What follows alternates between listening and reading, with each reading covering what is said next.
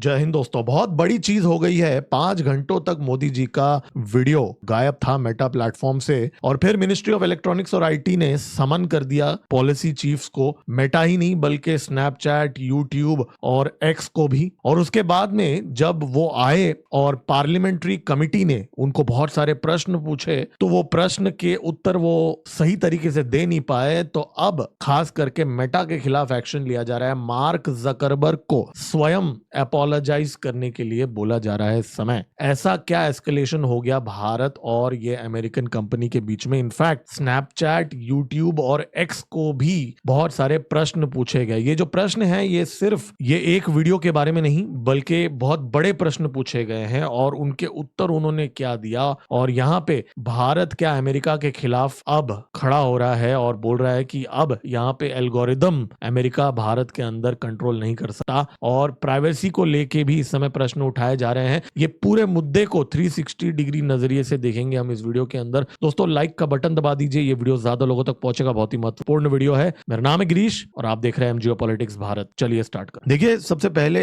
ये जो parliamentary standing committee है इसमें ऑपोजिशन के लीडर्स भी हैं, जो रूलिंग पार्टी के लीडर्स भी हैं। निशिकांत दुबे जी इसको हेड करते हैं। तो उन्होंने जब बुलाया और जब उन्होंने बात किया मेटा, एक्स, यूट्यूब और स्नैपचैट के ऑफिशियल्स को, तब उसके बाद में उन्होंने जो सबसे पहला प्रश्न पूछा गया था कि ये जो वीडियो है ये कैसे गायब हो गया। फिर माना जा रहा है उन्होंने जवाब दिया कि नहीं वो क्या है कि हमारे एल्गोरिदम ने उसको फ्लैग कर दिया, इसके लिए ऑटोमेटिकली वो चला गया। तो मतलब एक prime minister of a country का पोस्ट अगर एल्गोरिदम अपने आप निकाल सकता है तो इसका मतलब मेटा जैसी कंपनी जो इतनी बड़ी कंपनी है, इतने एम्प्लॉयज हैं, तो वो फेल है, राइट? तो यहाँ दाल में कुछ काला है, ऐसा पूछा गया था निशिकांत दुबे के द्वारा अकॉर्डिंग टू रिपोर्ट्स। और फिर उसके बाद में कोई भी क्वेश्चन पूछा गया उनको माना जा रहा है एल्गोरिदम के ऊपर ब्लेम कर रहे थे वो उस मीटिंग के अंदर कि जी वो तो एल्गोरिदम करता है, वो तो एल्गोरिदम करता है। तो फिर ये जो कमिटी है इन्होंने बोला भाई अगर ये एल्गोरिदम इतना सब डिसाइड करता है तो एल्गोरिदम को ही बुला दो यहाँ पे। मतलब फिर वो क्वेश्चन उठाने लगे कि आपका एल्गोरिदम कैसे काम करता है, मतलब आप कैसे फ्लैग करते हो, इसमें हमें ट्रांसपेरेंसी चाहिए। अगर आप ट्रांसपेरेंसी नहीं दे पा रहे हो तो फिर जो सेफगार्ड है, सेफ हार्बर प्रोटेक्शन है ना आर्टिकल 79 के द्वारा, जहां पे ये जो कंपनीज है मेटा, यूट्यूब, एक्स, इन लोगों को प्लेटफॉर्म का दर्जा दिया जाता है। मतलब प्लेटफॉर्म पब्लिशर नहीं, मतलब बाकी के कंटेंट क्रिएटर्स अपना कंटेंट उस प्लेटफॉर्म में डालते हैं तो वो प्लेटफॉर्म का दायित्व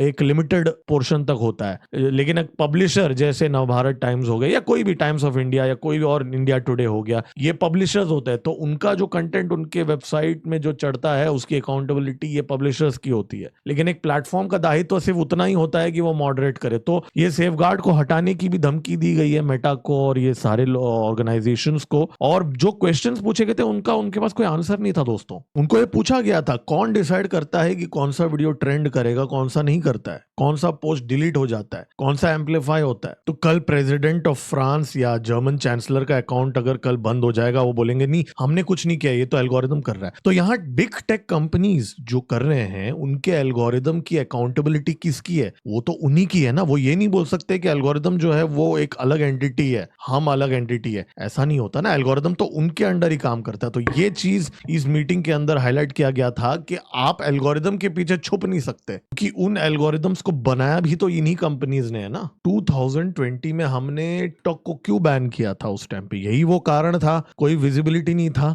गलवान हो गया था, डिजिटल सॉवरेनिटी की बात थी। 2021 में एक्स के साथ झगड़ा हो गया था जैक डॉर्से की टीम के साथ, तभी भी यही क्वेश्चन उठा था डिजिटल सॉवरेनिटी की। और ऊपर से हाल ही में चाइल्ड सेक्सुअल अब्यूज का कंटेंट भी मेटा प्लेटफॉर्म के अंदर पाया गया था। अगर आप देखते हो फेसबुक में अजीब अजीब सी रील्स आ जाती हैं फेसबुक में जब आप देखते हो, जहां पे सेक्सुअली एप्लिक कंटेंट भी वहां दिखाया जाता है अंडर एज लोगों का। इस पे भी उन्होंने एक्शन नहीं लिया। ये भी वो एल्गोरिदम को ब्लेम कर देते हैं। ये वीडियो जो मैं शूट कर रहा हूं इसका रीच भी ऑब्वियसली एल्गोरिदम ही डिसाइड करता है। फिर उस मीटिंग में ये भी प्रश्न पूछा गया था कि भाई सारे पॉलिटिकल पार्टी, चाहे वो बीजेपी, कांग्रेस, समाजवादी पार्टी, आम आदमी पार्टी, सबका अगर आप सम टोटल अगर आप व्यूअरशिप मिला लें तो 23 मिलियन होता है, उन्होंने दावा किया है। और ये जो बीच में रिसेंटली सीजेपी आया उसका अचानक उन सारे पॉलिटिकल पार्टीज से ज्यादा कुछ हफ्तों के अंदर कैसे हो जाएगा बिना किसी इंस्टीट्यूशनल बैकअप के। और रिजर्वेशन हटाओ करके एक फोरम बना था ना, प्लेटफॉर्म बना था इंस्टाग्राम में, सोशल मीडिया में प्लेटफॉर्म में, उनसे ये भी पूछा गया था कि जी वो 5-6 दिनों में सिर्फ 7 मिलियन व्यूज ही ला पाए, तो ये सब डिसाइड कौन करता है? और जिन देशों में आबादी ही इतनी है, ऑलमोस्ट उतनी आबादी के फॉलोअर्स उन देशों से आ जाते हैं, छोटे छोटे देशों से। तो ये जो लोग हैं ना मेटा वाले, ये लोग गंदे फंस गए हैं इस समय, बहुत बुरी तरीके से फंस गए हैं इस समय। उनके पास कोई जस्टिफिकेशन नहीं है, वो आंसर नहीं है। और ये मैसेज अब एक्स को भी जा रहा है, स्नैपचैट को भी जा रहा है। ज्यादातर जेन जी अभी स्नैपचैट पे ही होते हैं, और यूट्यूब के लिए भी के ऑफिशियल्स भी हैं। हालांकि यूट्यूब अब तक सबसे ज्यादा कोऑपरेटिव रहा है सरकार के साथ कंपेयर्ड टू ये जो बाकी प्लेटफॉर्म्स हैं। और दोस्तों, अगर आपको ये लग रहा है कि ये सिर्फ भारत में हो रहा है, ऐसा नहीं है। अभी कुछ ही हफ्तों पहले की खबर है, मेटा यूएस के कांग्रेस में यही चाइल्ड हार्म को लेकर लॉ सूट्स फाइट कर रहे हैं इस समय। इनफैक्ट यही मार्क जकरबर्ग ने अपोलोजाइज भी किया अमेरिका में। जो पेरेंट्स हैं, जो विक्टिम, सोशल मीडिया के शिकार जो थे बच्चे, उनके पेरेंट्स को उसने सॉरी भी बोला, I am sorry for everything you have been through. तो ये सोशल मीडिया प्लेटफॉर्म्स कैसे यूथ को हार्म कर रहे हैं। तो ऐसा नहीं है कि इन्होंने ये दूध के धुले हैं, इन्होंने तो बाकायदा यूएस के कांग्रेस में अपोलोजाइज किया है इन्हीं बातों में,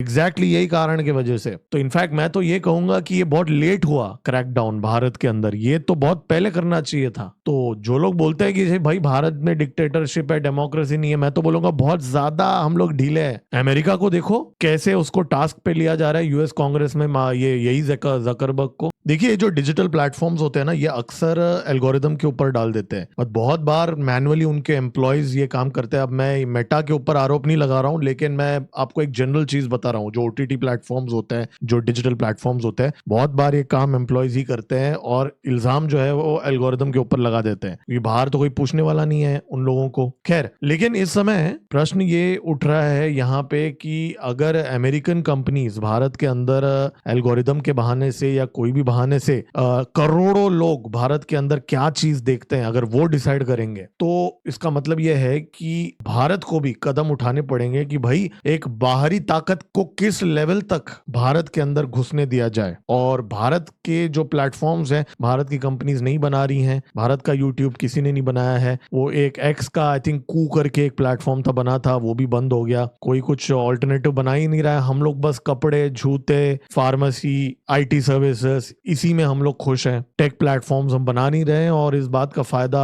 उठा रहे हैं अमेरिकन। क्यों नहीं उठाएंगे वो लोग? चाइना वाले प्लेटफॉर्म्स को तो हमने बैन कर दिया। अब वही लॉजिक से अगर हम अमेरिकन प्लेटफॉर्म्स को भी बैन कर देंगे, तो हमारे ऑल्टरनेटिव्स भी तो होने चाहिए, क्योंकि अगर वो नहीं होंगे तो फिर नेपाल में क्या हुआ, नेपाल में अमेरिकन ने क्या किया, डिस्कॉर्ड में क्या चीजें हुई, बांग्लादेश में क्या हुआ, फिर तो यही चीजें होते रहेंगी, ये साइकिल रिपीट होते रहेगा। और इसमें हम किसी और को ब्लेम नहीं कर सकते। मैं तो, मेरा पर्सनली ये मानना है कि हम लोग क्यों अमेरिका को ब्लेम कर रहे हैं। अमेरिका तो वो कर रहा है जो उसके देश के लिए फायदेमंद है, राइट? अमेरिका तो वही कर रहा है जो उसके देश के लिए फायदेमंद है। वो तो हमारा दायित्व है ना कि हम हमारे सेफ गार्ड्स डालें। चाइना ने तो 30 साल पहले ही फायरवॉल लगा दिया था। ये फेसबुक, इंस्टाग्राम, ये सब कहाँ चाइना के अंदर अलाउड है? चाइना को पता था ये सारी चीजें होती हैं, इसलिए उन्होंने पहले ही अपना अलग से सेटिंग कर दिया था। हम लोग, हमारे बाबू लोग, हमारे सरकारें इसके ऊपर कुछ करने के लिए तैयार नहीं थी। और पिछले 12-13 साल के अंदर भी मैंने कोई ऐसा कठोरता एज सच देखा नहीं है इन प्लेटफॉर्म्स को लेके सरकार के द्वारा। जब पानी एकदम लेवल के ऊपर आ जाता है, तब जाके हमारी सरकारें उठने लगती हैं। तो ये हमारी गलती है, ये कोई किसी और को हम ब्लेम नहीं कर सकते। तो सरकार को देर आई दुरुस्त आई। अभी सरकार को आई थिंक कदम उठाने चाहिए, वरना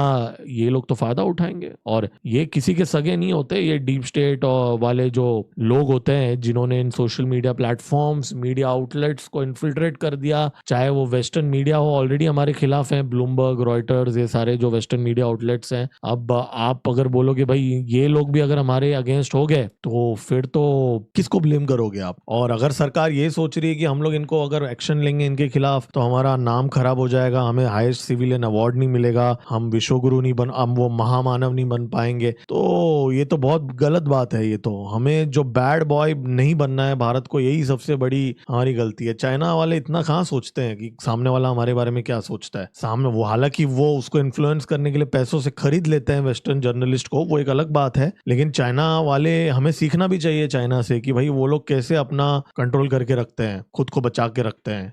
खैर, भारत पे एक और मुद्दा भी है। अभी मेटा ने ये यूजर नेम का फीचर किया था जहां पे आपका फोन नंबर आप हाइड कर सकते हो। तो एक तरफ से ये टेलीग्राम ही बन रहा है, व्हाट्सएप, और हालांकि ये फीचर पूरे विश्व में अभी तक पूरी तरीके से रोल आउट नहीं हुआ, तो सरकार ने उसको भी होल्ड पे रखने के लिए बोल दिया मेटा को। और अब प्रश्न उठ रहे हैं कि क्या मेटा ने बदला ले लिया? व्हाट्सएप ने बहुत सारे अकाउंट्स को अंडर रिव्यू डाल दिया भारत के अंदर। जी हाँ, कल रात को 8 बजे से मेटा ने बहुत सारे अकाउंट्स को अंडर रिव्यू डाल दिया, मतलब वो एक्सेस नहीं कर पा रहे हैं भारत के अंदर, इतने सारे लाखों यूजर्स। और इसका कारण क्या दिया जा रहा है? एल्गोरिदम। जी हाँ, उसी को ब्लेम किया जा रहा है। और देखिए, मार्क जकरबर्ग से अपॉलॉजी मांग के यहाँ पे एक मैसेज दिया जा रहा है कि ये जो लोकल छोटू मोटू लोग हैं ना दिल्ली के अंदर, जो पॉलिसी टीम के अंदर बैठे हैं, ये लोग से काम नहीं होने वाला। भारत का भी अपना एक इज्जत है, हमारा भी एक दर्जा है विश्व के अंदर। अगर हमारे प्राइम मिनिस्टर का पोस्ट, भले आप कोई भी पॉलिटिकल पार्टी को सपोर्ट करते हो, लेकिन अगर आपका प्राइम मिनिस्टर का अकाउंट, अगर का कोई पोस्ट, अगर ऐसे ही कोई जूनियर लेवल का बंदा